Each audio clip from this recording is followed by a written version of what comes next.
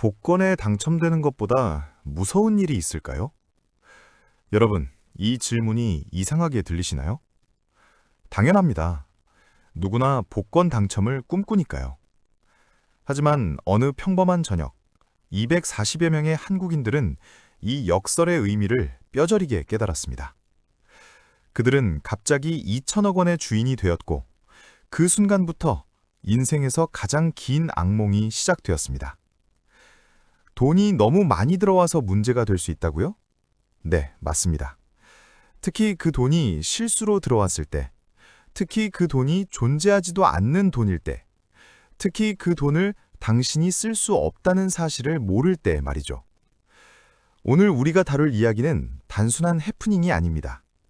이것은 디지털 시대의 가장 아이러니한 재난이자 인간의 실수가 만들어낸 40조 원짜리 환상에 관한 이야기입니다. 평범한 저녁에 울린 알림, 그리고 믿을 수 없는 숫자. 어느 날 저녁, 당신의 휴대폰에 알림이 옵니다. 빗썸 이벤트 참여 감사합니다. 2,000원 상당의 포인트가 지급되었습니다. 별 생각 없이 앱을 켰는데 눈에 들어온 숫자가 이상합니다. 분명 2,000원이라고 했는데 화면에는 2000BTC라고 표시되어 있습니다. 잠깐, BTC? 비트코인? 계산기를 두드려 봅니다. 당시 비트코인 한 개 가격이 약 1억 원. 2,000개면 2천억 원? 이게 무슨... 눈을 비비고 다시 봅니다. 앱을 껐다 켭니다. 휴대폰을 재부팅합니다. 하지만 숫자는 그대로입니다. 2000BTC. 당신의 지갑에 항공모함 한 대 값이 들어와 있습니다. 이것은 SF 소설도 로또 광고도 아닙니다. 2020년 2월 빗썸에서 실제로 벌어진 일입니다. 빗썸 이벤트에 참여했던 240여 명의 사람들이 한순간에 억만장자가 된 겁니다. 동네 편의점 경품 행사에 참여했다가 갑자기 재벌이 되어버린 셈이죠. 그런데 이 돈 진짠가요? 여기서 잠깐 궁금증이 생깁니다. 이 돈이 정말 내 돈일까요? 당연히 아니죠. 하지만 중요한 건 그 순간 시스템은 이 돈을 진짜로 인정하고 있었다는 겁니다. 빗썸의 거래 시스템은 이 유령 같은 비트코인들을 실제 자산으로 취급했고, 그 말은 즉 팔 수 있다는 뜻입니다. 그리고 인간의 본능이 작동하기 시작했습니다. 일단 팔고 보자. 합리적인 판단입니다. 아니, 어쩌면 생존 본능에 가깝습니다. 실수로 들어온 돈이라는 걸 직감적으로 안 사람들은 서둘러 매도 버튼을 눌렀습니다. 회수되기 전에 최대한 현금화하려는 시도였죠. 그 순간 빗썸 내부에서 전례 없는 일이 벌어집니다. 개당 1억 원에 육박하던 비트코인 가격이 자유낙하를 시작합니다. 9,800만 원, 9,500만 원, 9,000만 원. 단 5분 만에 비트코인 가격은 8,100만 원대까지 폭락합니다. 무려 15% 이상 급락한 겁니다. 이게 얼마나 비정상적인 상황인지 이해하려면 비유가 필요합니다. 상상해보세요. 서울 강남의 아파트 가격이 5분 만에 15% 떨어진다고. 10억짜리 아파트가 갑자기 8억 5천만 원이 되는 겁니다. 단 5분 만에요. 그것도 강남 전체가 아니라 특정 부동산 중개소 안에서만요. 바로 이것이 빗썸에서 벌어진 일입니다. 다른 거래소에서는 비트코인이 여전히 9,800만 원대에 거래되는데 빗썸 안에서만 8,100만 원. 이런 현상을 역프리미엄이라고 부르는데 정상적인 시장에서는 절대 일어나서는 안 되는 일입니다. 여기서 또 하나의 궁금증이 생깁니다. 누가 이 헐값 비트코인을 샀을까요? 답은 간단합니다. 상황을 파악하지 못한 일반 투자자들과 역으로 이 혼란을 기회로 본 일부 트레이더들입니다. 빗썸과 다른 거래소 사이에 15%의 가격 차이가 생겼다는 건 빗썸에서 싸게 사서 다른 거래소에 비싸게 팔 수 있다는 뜻이니까요. 이른바 차익 거래의 기회였던 겁니다. 하지만 이들도 곧 깨닫게 됩니다. 뭔가 이상하다는 걸. 정상적인 시장에서 이런 기회는 몇 초 만에 사라집니다. 그런데 15%의 격차가 5분이나 유지된다? 이건 시장의 비효율이 아니라 시스템의 오작동입니다. 그렇다면 도대체 얼마나 많은 비트코인이 잘못 지급된 걸까요? 240여 명에게 각각 2,000BTC씩. 간단한 곱셈입니다. 총액 48만 개가 넘는 비트코인이 순식간에 생성된 겁니다. 당시 시세로 환산하면 약 40조 원이 넘는 금액입니다. 40조 원. 이 숫자가 얼마나 큰지 감이 안 오시나요? 2020년 기준 한국 정부의 1년 예산이 약 513조 원입니다. 빗썸의 실수로 정부 예산의 8%에 달하는 돈이 허공에서 만들어진 겁니다. 단 몇 번의 클릭으로요. 더 큰 문제는 따로 있었습니다. 빗썸이 실제로 보유한 비트코인보다 훨씬 많은 양이 지급되었다는 점입니다. 이게 무슨 의미일까요? 은행을 상상해 보세요. 당신이 은행에 1,000만 원을 예금했는데 어느 날 통장에 10억 원이 찍혀 있습니다. 당신은 이 돈을 인출할 수 있을까요? 이론적으로는 가능할 수 있습니다. 하지만 은행에는 실제로 당신에게 줄 10억 원이 없습니다. 이것이 바로 유령 자산 문제입니다. 빗썸이 지급한 48만 개의 비트코인은 실제로 존재하지 않았습니다. 그냥 시스템상의 숫자였을 뿐이죠. 하지만 거래 시스템은 이 숫자를 진짜로 인정했고 사람들은 이 존재하지 않는 비트코인을 실제 시장에 팔아치울 수 있었습니다. 결과는 실제로 존재하는 비트코인의 가치가 폭락했습니다. 유령이 진짜 자산의 가치를 파괴한 겁니다.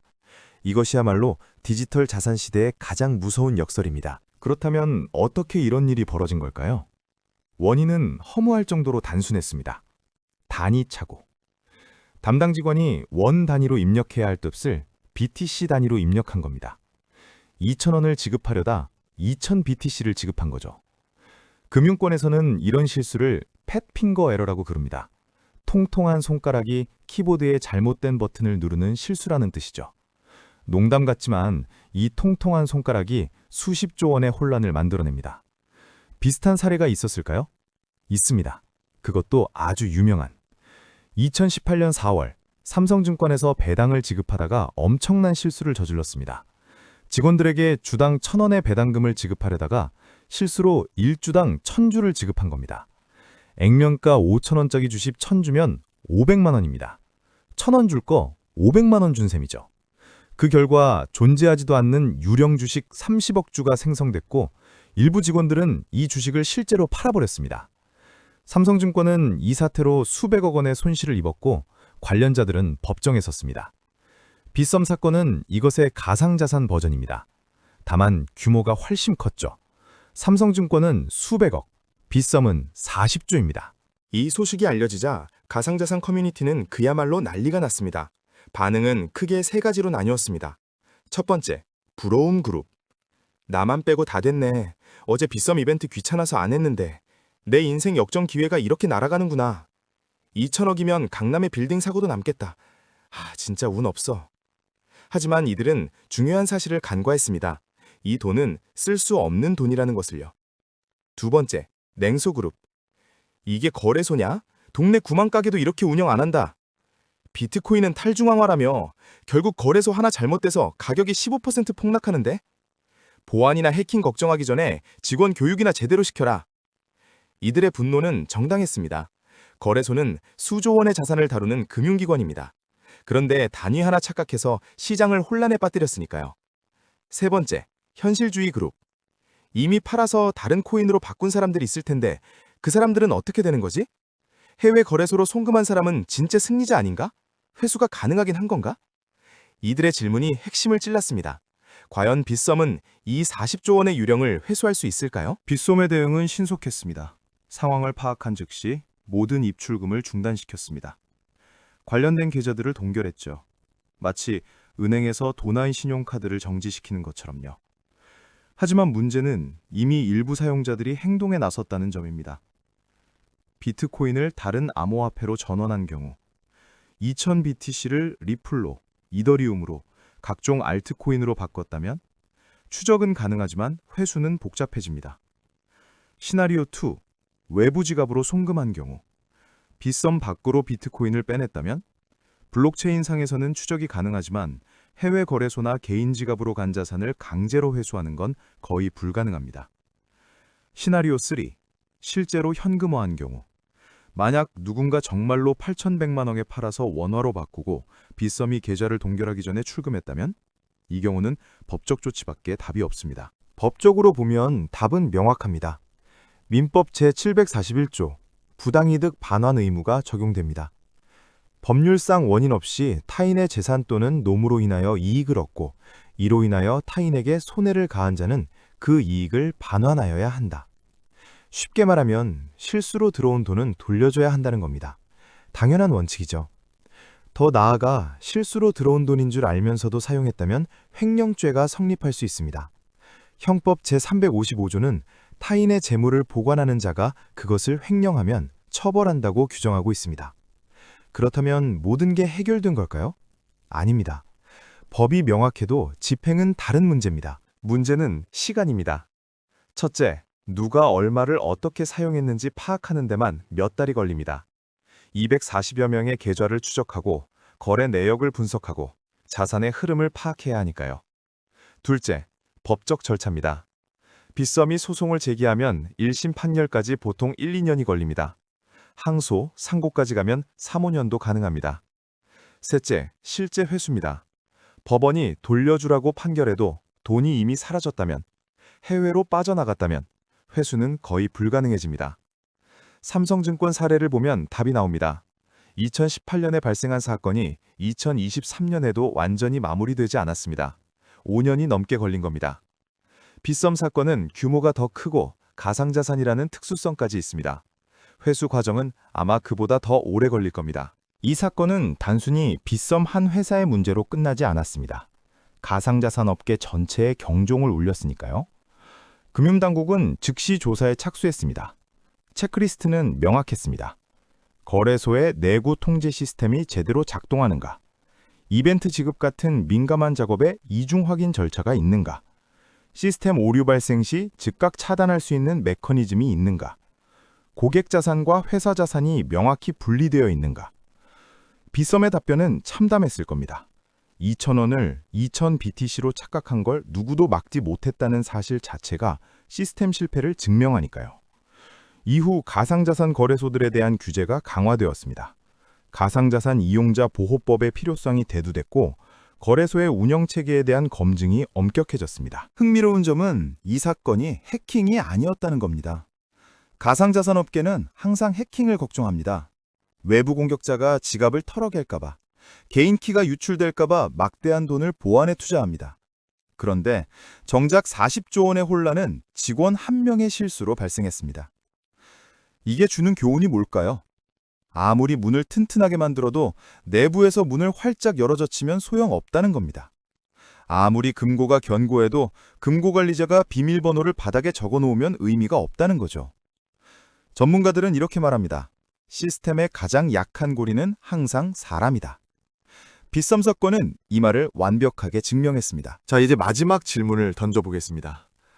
만약 내일 아침 당신의 계좌에 의문의 거액이 들어온다면 어떻게 하시겠습니까? 일단 출금부터 하고 본다고요? 솔직한 대답입니다. 하지만 위험한 대답이기도 합니다. 이번 빗썸 사건이 우리에게 주는 교훈은 명확합니다. 교훈 첫 번째는 세상에 공짜 점심은 없다. 착오로 들어온 돈은 언젠가 돌려줘야 합니다. 법이 그렇게 정하고 있으니까요. 더 중요한 건 그 돈을 쓴다면 당신은 범죄자가 될 수 있다는 겁니다. 상상해보세요.